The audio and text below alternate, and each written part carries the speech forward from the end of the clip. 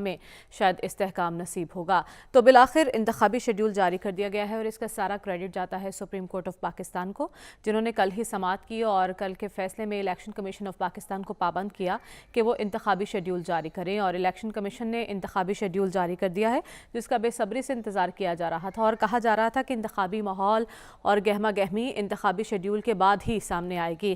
تو election commission نے تو اپنی ذمہ داری پوری کر دی ہے۔ ہمارا سوال اب یہ ہے کہ سیاسی جماعتیں کب اب میدان میں اتریں گی اور اپنے انتخابی گھوڑے دورائیں گی؟ یا صاحب، اب تو غیر یقینی کے بادل چھٹ گئے ہیں، کنفیوژن دور ہو چکی ہے، اب گلی محلوں میں ہمیں وہ انتخابی گہما گہمی وہ ماحول طاری ہوتا نظر آئے گا؟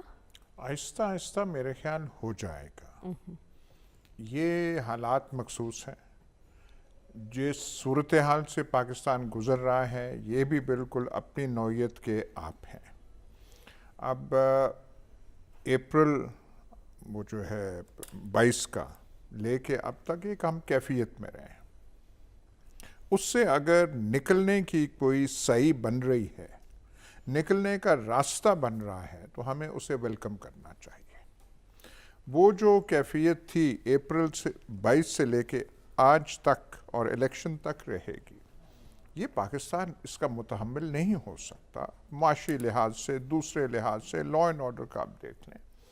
لیکن بالآخر ایک بات اچھی ہے کہ فیصلہ ہو گیا ہے کہ ہم نے الیکشن کرنا ہے۔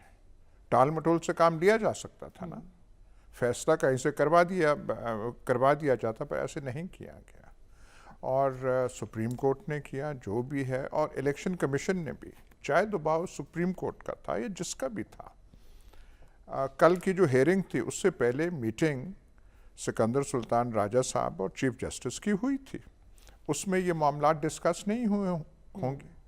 وہ جو انہوں نے پٹیشن دائر کی الیکشن کمیشن نے، وہ جلدی میں کی تھی، اس کے بعد کی تھی، وہ کرتے کرتے ہیئرنگ ہو گئی، سنوائی ہوئی اور فیصلہ آ گیا، شیڈیول آ گیا ہے۔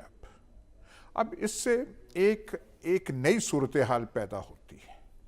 اب بھی ہم ایکسٹرا آرڈنری سرکمسٹانسز سے گزر رہے ہیں۔ وہ جو ہے، اب میں کیا کہوں، صرف ایک لفظ کروں گا اور آپ اس سے پریشان نہ ہوں، پکڑ دھکڑ والی جو بات ہے تھوڑی وہ جاری ہے، لیکن جب یہ تھوڑا بڑھے گا تو وہ سلسلہ آٹومیٹکلی کم ہو جائے گا۔ ٹھیک ہے، کئی چیزیں آپ کر سکتے ہیں مخصوص حالات میں، حالات بدل جائیں تو پھر وہ چیزیں کرنا اتنا آسان نہیں رہتا، اور شاید آپ کرنا بھی نہ چاہیں، کیونکہ وہ سارا جو ہے افق جو ہے ہورائزن دھندلا پڑ جاتا ہے۔ تو یہ اچھی بات ہے۔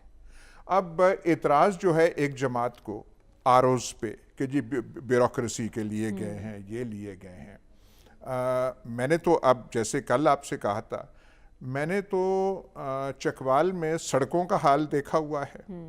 سڑکیں جو آتی ہیں ہائی وے ڈپارٹمنٹ کے نیچے آتی ہیں، اب چکوال کے الیکشن ہائی وے ڈپارٹمنٹ کے نیچے آ رہے ہیں، تو میں تو یہی ایسے ہاتھ جوڑ کے کہوں گا کہ جو سڑکوں کا حال ہے وہ الیکشن کا حال چکوال میں نہ ہو۔ ٹھیک ہے، اور ہم تو جا کے جو ایکسین ہائی وے ہوں گے ان کے کہیں گے جناب آپ ہمارے، ہم تو ان کو یور آنر کہہ کے نوازیں کہ یور آنر الیکشن کیسے ہونے ہیں اور کیا ہونے ہیں، اور ہمیں توقع یہی ہے کہ ہائی وے ڈپارٹمنٹ کو جو پہلی بار تاریخ میں جب سے ہائی وے ڈپارٹمنٹ بنا ہے اسے الیکشن کی ذمہ داری نہیں دی گئی، لیکن آج جو دی جا رہی ہے تو ہمیں یقین ہے کہ برصغیر پاک و ہند کی آزادی سے پہلے کے الیکشنوں سے بھی زیادہ شفاف اور نتیجہ خیز اور مؤثر اور پازیٹیو، یہی امید رکھتے ہیں۔ لیکن الیکشن کمیشن بھی کیا کرے، وہ تو وجوہات بیان کر چکا ہے کہ بارہا جوڈیشری سے مانگا گیا عملہ، لیکن انہوں نے معذرت ظاہر کر دی۔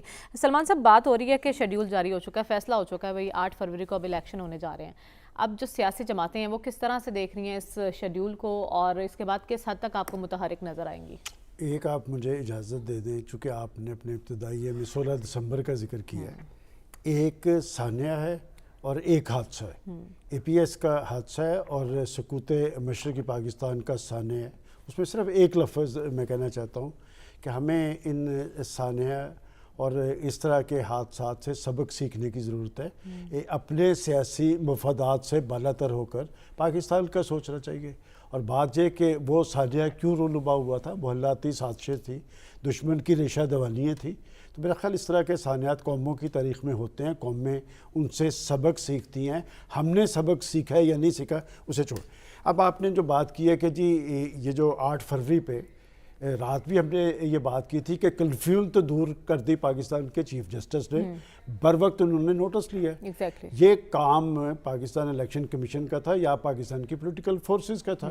دیکھیں آپ جب آئین دیکھتے ہیں تو یہ سارا ایک پروسیس اس میں موجود ہے.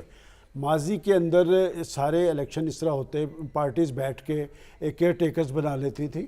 اب یہ سارے اس حوالے سے جو خطرات تھے، خدشات تھے، وہ ایک دفعہ تو ختم ہو گئے. لیکن ایک بات میں آپ کو اور بتا دوں، آج کچھ اور چینلز پر بھی ٹکر چل رہے تھے کہ اس طرح کی کوئی پٹیشن جو ہے وہ پشاور ہائی کورٹ میں بھی گئی. میرا ذاتی خیال ہے کہ وہ ایک ٹیکنیکل ہوگا کہ پہلے سے ہی چل رہی ہوگی، اس کے بعد شاید کسی کو جرت نہ ہو اس پہ کوئی اس طرح کی بات کرنے کی، اور وہ کنفیوژن تو دور ہو گئی. آپ نے کہا کہ پولیٹیکل پارٹیز، بنیادی ذمہ داری تو پولیٹیکل پارٹیز کی ہے کہ انتخابات کے اندر تھوڑی سی سنجیدگی ظاہر کریں اور اب ذرا الزام تراشیوں سے باہر آئیں.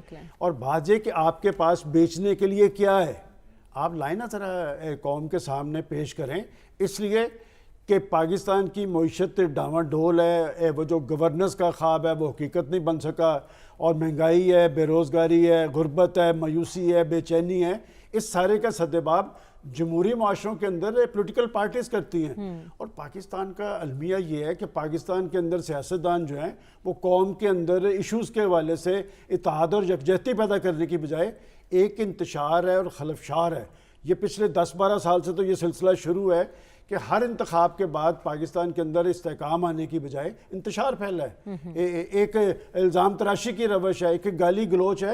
تو میں سمجھتا ہوں جیسے ہم پہلے کہہ رہے ہیں کہ سانحات اور حادثات سے سبق سیکھنے کی ضرورت ہے، یہ ملک جمہوری اسٹرگل کے نتیجے میں بنا تھا، ایک کریڈیبل لیڈرشپ موجود تھی.